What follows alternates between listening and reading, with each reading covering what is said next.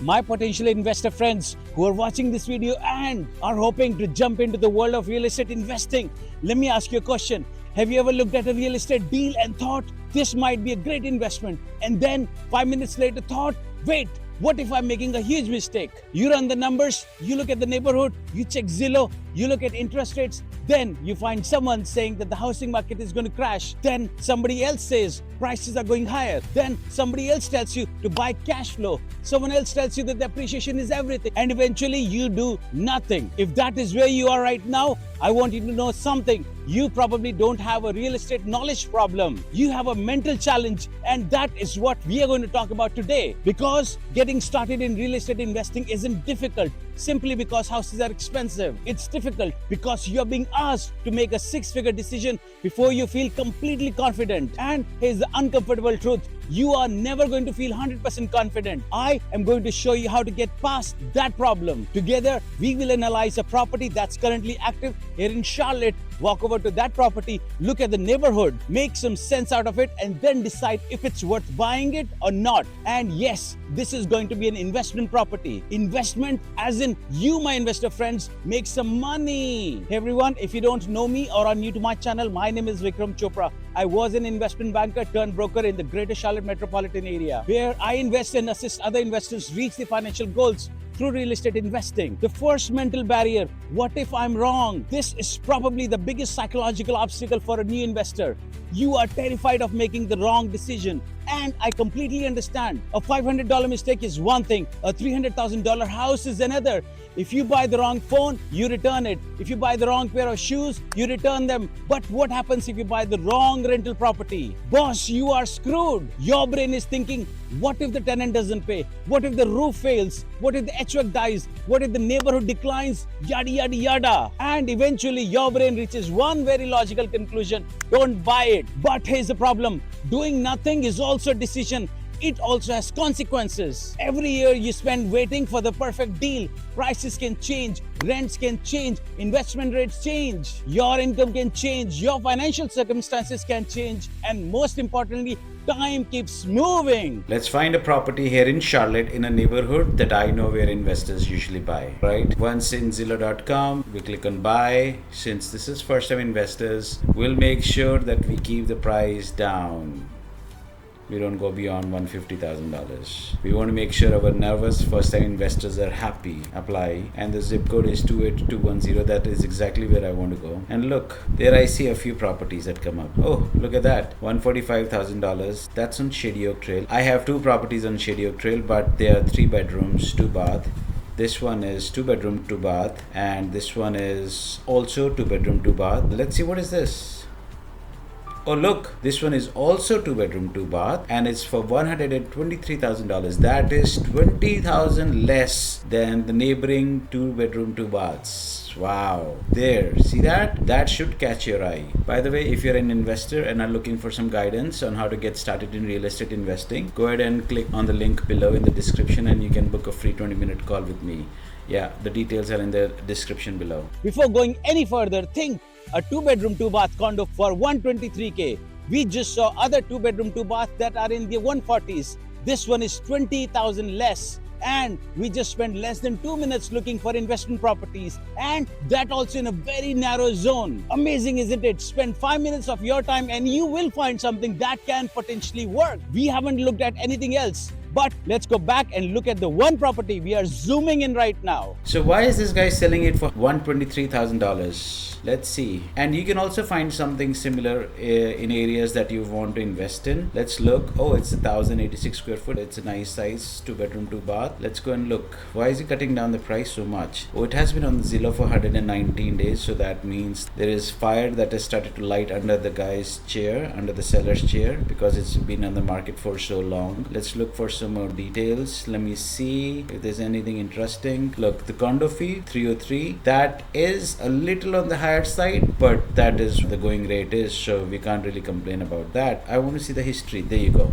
Yeah, Here it is. Look, he bought the house in April for $105,000 and he listed it for sale in 12 days. So I'm assuming this guy is a wholesaler. He hasn't done anything to the house. He just bought it from somewhere and decided not to keep it and then throw it back in the market. He listed it for $139,000 in April and he has been reducing the price frequently. 2.9% cut, 3% cut, 2.3% cut, 3.9% cut. On the 13th of August, he changed it to $123,000. That's May, June, July, August, 4 months. So for 4 months, this guy has been paying HOA of $303 plus property tax plus insurance. So he's already lost about $1,200 on just the HOA itself. If someone is looking to invest in Charlotte, it's a good time to have a chat with the seller and see if this thing can be negotiated at a better price. Okay, let's go look at some pictures. We'll go see the property also, but just let's look at the pictures. Okay, the exterior is fine. Nothing wrong, nothing fancy. Oh, look at that. The kitchen cabinets look new. The appliances are old, but I'm sure they are functional, so we are okay with that. There's hardwood floor in the living room and there's carpet in the bedrooms. This door might be a little old, but that's okay. That is expected. You can't get much for $180,000 in Charlotte. The flooring in the kitchen is a little old,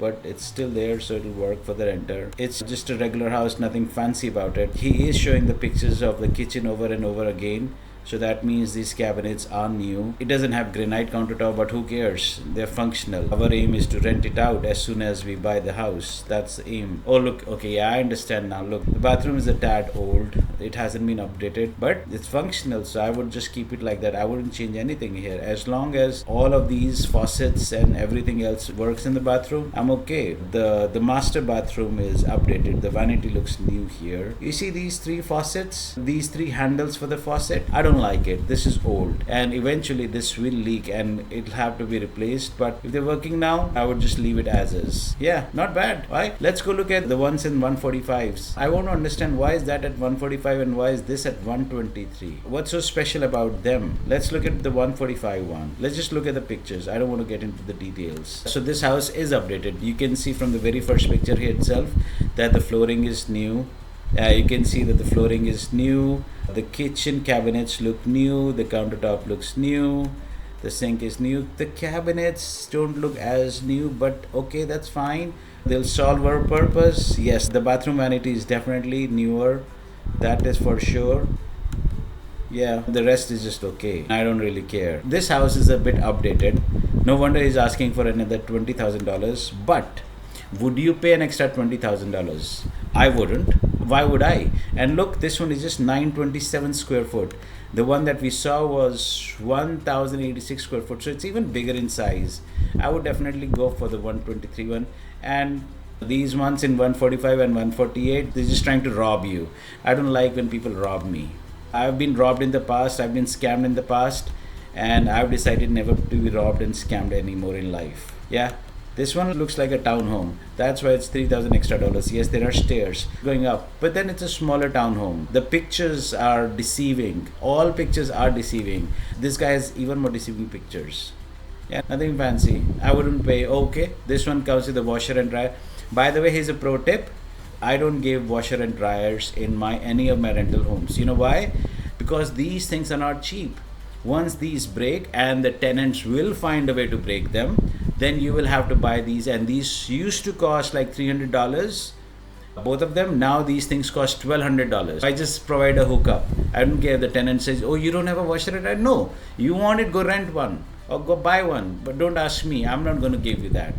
Another thing in 2-bedroom 2-bath apartments, the smaller ones, is that I don't give a dishwasher because tenants don't use them. Dishwashers are expensive. Installing them, hauling out the old one, all that costs money. So I try not to give a dishwasher also. Keep it light, keep it simple. If you provide options to your tenants, they will break it. I don't like tenants breaking my stuff, so I don't give them anything. Simple as that. All right, let's go out and look at these properties. Okay, so here we are. So that's the apartment that you see in front. That's the one that we saw for $123,000. So while we are here, looking around, it looks like a decent neighborhood. Mostly blue collar workers, I would say. The roofs look okay. They look new. So that means the HOA won't have any assessment anytime soon.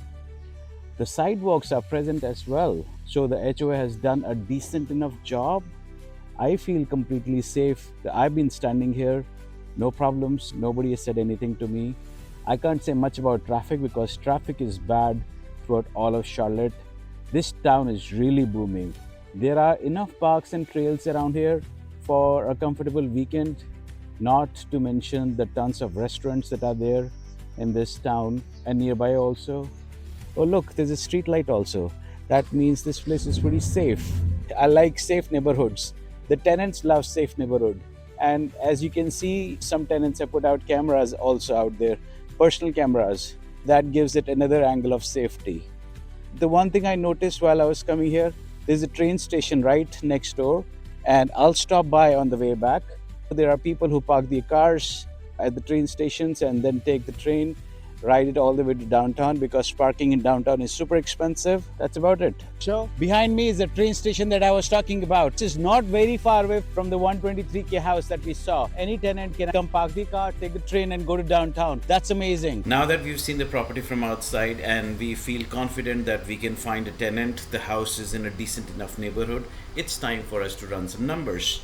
We will obviously be very conservative with our numbers because we want to make sure that we don't spook any new investor. This whole video is about putting at ease any questions or concerns that any new investor has. So we want to make sure that we don't spook no one. Alright, let's get started. Now that we have the address, let's open our favorite website, which is mortgage calculator. There you go. Alright, let's get started. This is $123,000.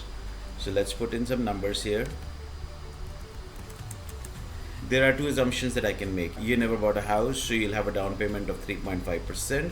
Or if you already own a own home, then you'll have to make a 20% down payment. I'll just do 20% because I don't know what scenario. And the interest rate is 6.48. Zillow calculated that for us. It's going to be a 30-year loan term. Let's start from August. No, let's start from October. We need to know the property taxes. We can always go back at Zillow and look up the property taxes, which should be somewhere here. There you go. Oh, they don't have it. That's okay. What we can do is we can put it on Google. We'll say that the tax assessed value is $113,000. What are the property taxes? So that's another way. If you don't know the property taxes, just ask Google. Property taxes for a condo in Charlotte that has a tax assessment of, how much was it, of 113. So it says if you have a condo that is assessed at this value, the property taxes will be around let's just say $900. Easy math. So the property taxes that we'll have is $900. And how about insurance? Let's just change this. Insurance for a condo, oh Jesus, I just need some number, man. There you go. 620. All right, 620. And it's a conventional loan. It's not a refi, it's a buy. Calculate. All right, look at that. We'll have a monthly payment of $743.33. Not bad. We'll have a down payment of $24,600. Let's open an Excel so that we can do some math. Let me open an Excel while this is opening. Let's see here. All right, let's start punching in some numbers. First very important factor is rent. Before rent, actually, I need to know the down payment.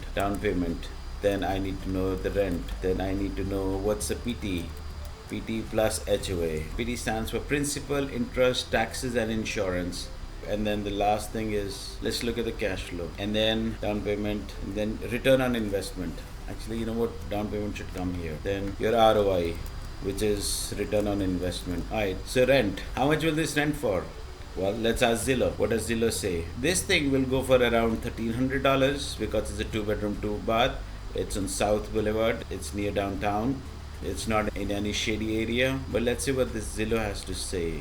Zillow doesn't have anything. Z estimate is missing. We will consider as 1,300 because I have 3-bedroom, 2-bath in the same neighboring locality and mines are rented for $1,600. So let's just say $1,300. So our rent is $1,300 a month. This is monthly. Let's just make sure that we clarify it here. PT and HOA. Let's go to mortgage calculator. Our PT is 747.3. Let's just say 748 plus HOA is $303. So PT and HOA is 1,051. So what would be the cash flow? The cash flow would be the rent minus the monthly expense. The cash flow is $249 or $250, which is great. What was our down payment, by the way? Let's look at the down payment. The down payment was $24,600. We'll just type in that number here. Now, what is our return on investment? We gave $24,600 from our pocket. So what would our return on investment? It'll be $24,600 divided by, we'll put a bracket here, 12 times the cash flow. There you go. We are getting a return of 8.23% if we buy this house in October, which is not bad at all. Just on the cash flow, we haven't even taken equity, we haven't even taken appreciation or anything in consideration. Just in the cash flow, we're getting 8.23%. Now, I know some of you might have concerns that I did not include vacancies and repairs and maintenance, right? We definitely are not going to do property management. That is for sure. If you're a first-time investor, we need to learn how to fight it out. We don't need to pay a property manager. They just rob you. Don't get robbed. Here's what we can do. This is our return of investment. I can include a vacancy and maintenance cost to it. What will happen is that the cash flow will go down. However, if I do that, then I have to look into the condition of the house also. If there are things that are broken in the house, I may have to discuss it with the seller and see if I can reduce the price from $123,000 to something more manageable. I want to do that because if I'm paying for vacancies and maintenance, I want to make sure that the house is priced properly. I'm not going to pay full price of $123,000.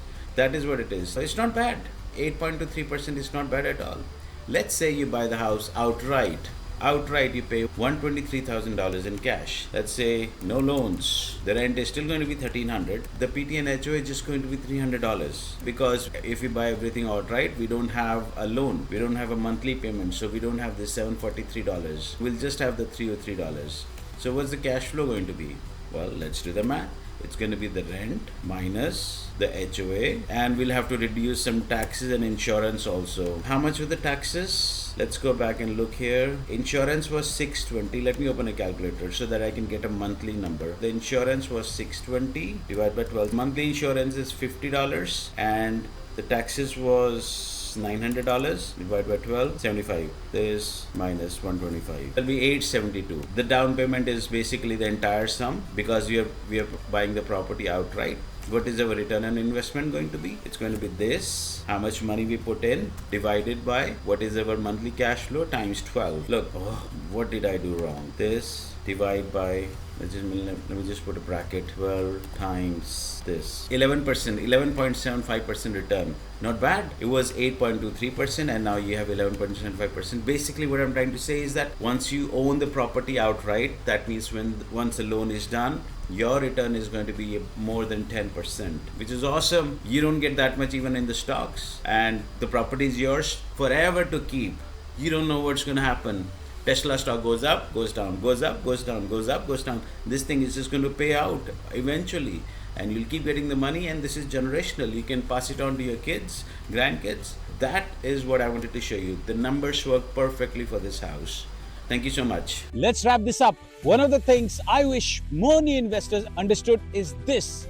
You don't need to know everything before you start. You need to know enough to make a reasonably intelligent decision.